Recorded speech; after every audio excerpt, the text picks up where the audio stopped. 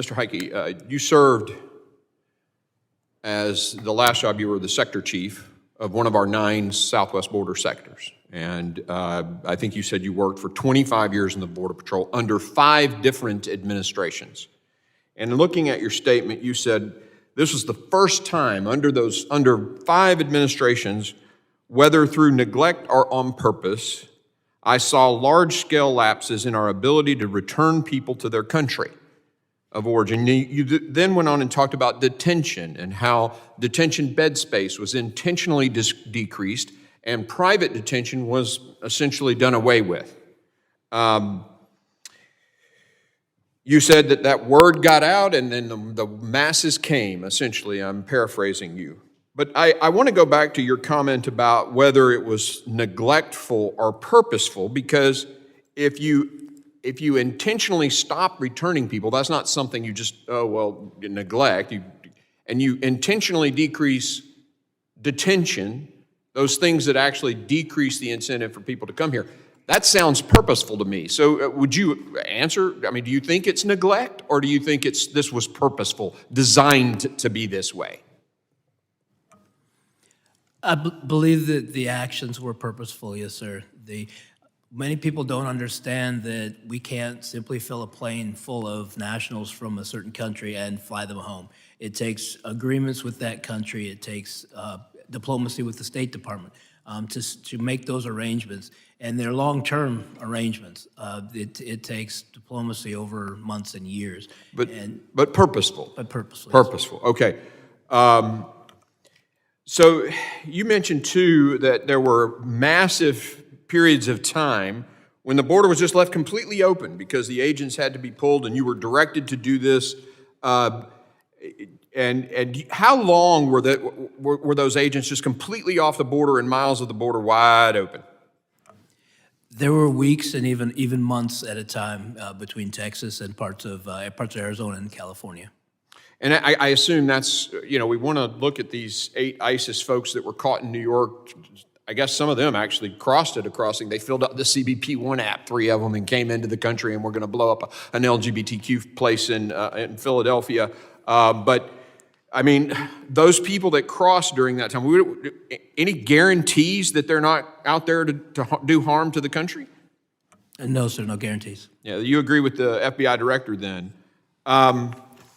You mentioned twice in your testimony, too, I find it fascinating that because it was overwhelming San Diego, the administration actually created, for the cost of $150,000, plane flights to Texas of all these people as a way to keep it quiet.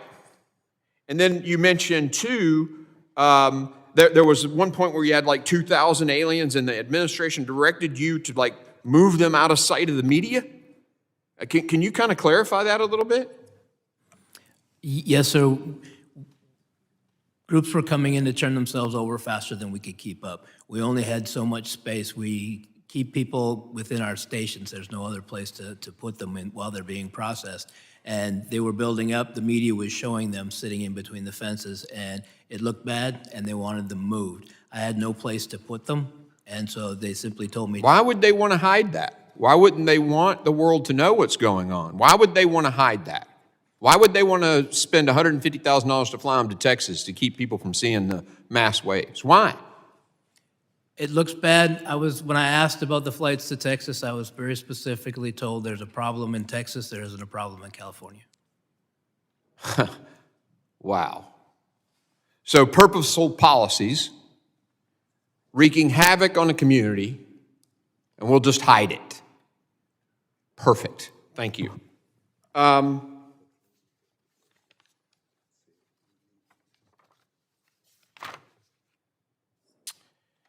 Ms. Moran, you've previously said that President Biden hasn't really showed any concern for anything the American people have voiced on this issue.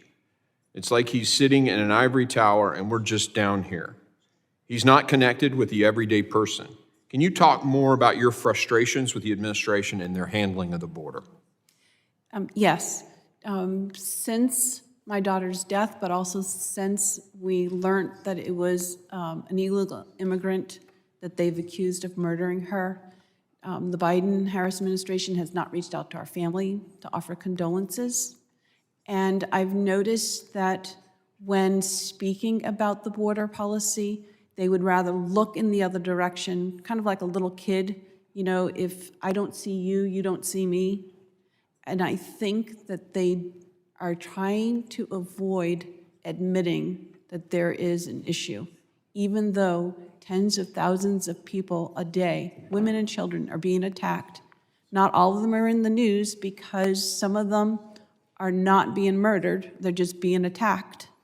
I have people come up to me all the time because I know I'm Rachel's mom, and they'll say, you know, a guy came up from behind me, grabbed me around the neck, and tried to pull me down to the ground.